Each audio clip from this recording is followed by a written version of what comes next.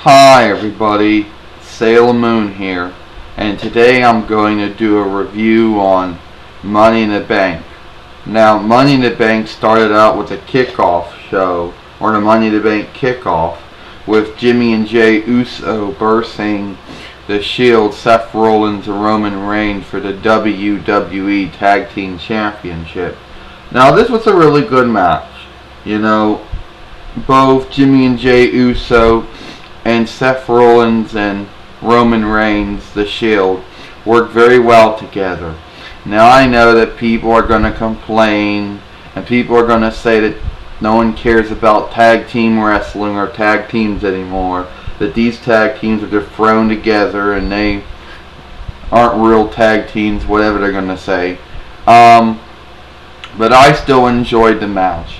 I felt the match was very enjoyable, and I did enjoy it. Okay.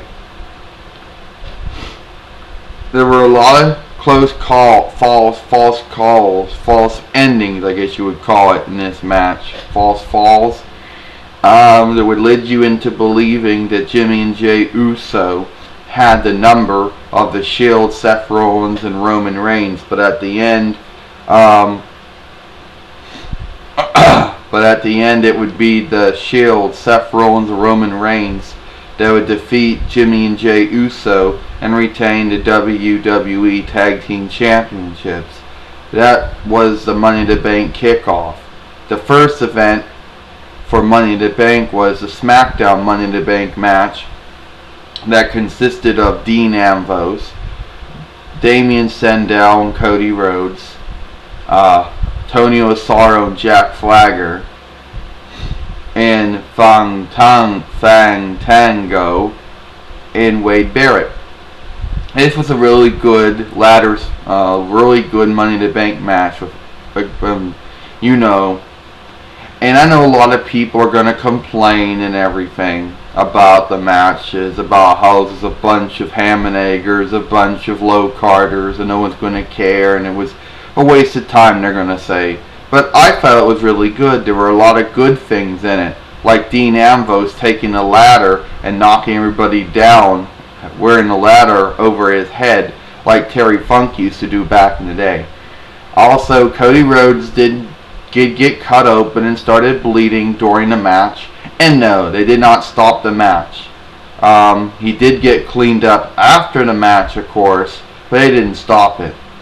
It was a really good match, and one of the shockers was that Damien Sandow won the Money in the Bank, or the SmackDown portion of it. Now, I know people are going to complain about that one. They're going to say, oh, it's no big deal about the blood, because during the Federation era, the New Generation era, the Attitude Era, and the Ruthless Aggression era, we got people busted open every night. So they're going to complain and say, oh, it's a bunch of low carders, and so Cody Rhodes got busted open, no big deal, they're not going to like it. Well, regardless of your opinion, I felt the match was very enjoyable. Okay, so moving on from there. Then we had a segment with the 16th General Manager of Raw, Brad Maddox, who makes fun of Vicky Guerrero, makes a tribute video, just shows a montage of all the things that happened to her from 2005 AD till present. And Vicky Guerrero tries to play it off as saying that all that montage, all those embarrassing moments were experience that she had as either the general manager of Raw on 2 occasions, the general manager of SmackDown, or the consultant of SmackDown, or when she was a manager. So she says that those were all experience moments. But that was a really good segment, and I really enjoyed that. Then we had The Miz versus Curtis Axel for the WWE Intercontinental Championship with Paul Heyman in his corner. This was a really good match between The Miz and Curtis Axel. Both men worked very well together in this match, and I really did enjoy it. There was a moment where I liked how The Miz faked like he fell down to get the referee to have Paul Heyman rejected.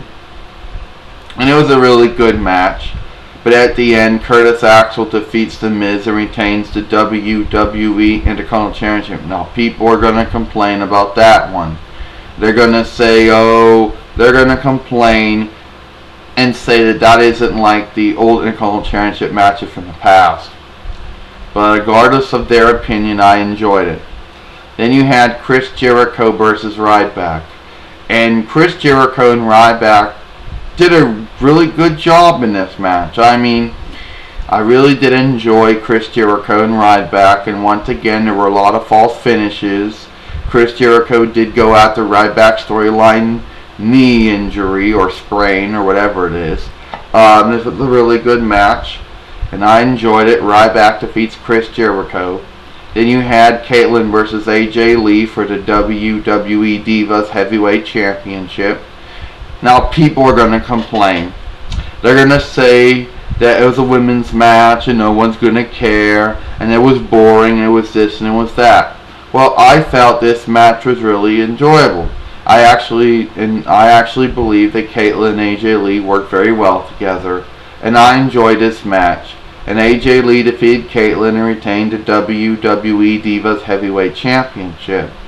Then it was Dolph Ziggler versus Alberto Del Rio for the WWE World Heavyweight Championship. Really good match between Dolph Ziggler and Alberto Del Rio. There were a lot of times in this match where you felt Dolph was going to win it for the third time. There were a lot of good false endings or false finishes in this match, I guess you would call it. At the end, AJ Lee came out, tried to help Dolph Ziggler, got Dolph Ziggler disqualified. So Alberto Del Rio retained the WWE World Heavyweight Championship.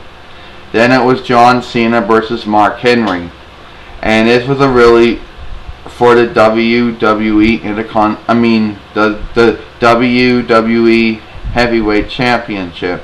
Really good match between both Mark Henry and John Cena. Now people are going to complain that this was childless, that it was immature, and that John Cena didn't do a good job selling any of the moves, and Mark Henry was doing stupid stuff, they're going to say. But regardless, I felt that John Cena and Mark Henry did a good job. There were a lot of times that John Cena tried to pick up Mark Henry and failed and was unable to do it, selling that Mark Henry was bigger than him. So I really did enjoy that match. It was a really good match. John Cena being realistic and trying to sell Mark Henry. Sell that he's bigger than him, heavier than he is. But I know people are going to complain about John Cena. They've always complained about him for years, and he'll never stop. But I always never had a problem with John Cena. So John Cena beats Mark Henry and retains the WWE Heavyweight Championship. Then the Raw Money in the Bank match, consisting of Rob Van Dam, Sheamus, Randy Orton, Daniel Bryan, CM Punk, and Christian. Really good match between all these people. You had them using the ladders. Rob Van Dam using the ladders, Sheamus using the ladders, CM Punk using the ladders, Daniel Bryan, Christian, and Randy Orton using the ladders. And a lot of different moves being done each other. Different type of combinations of ladder shots.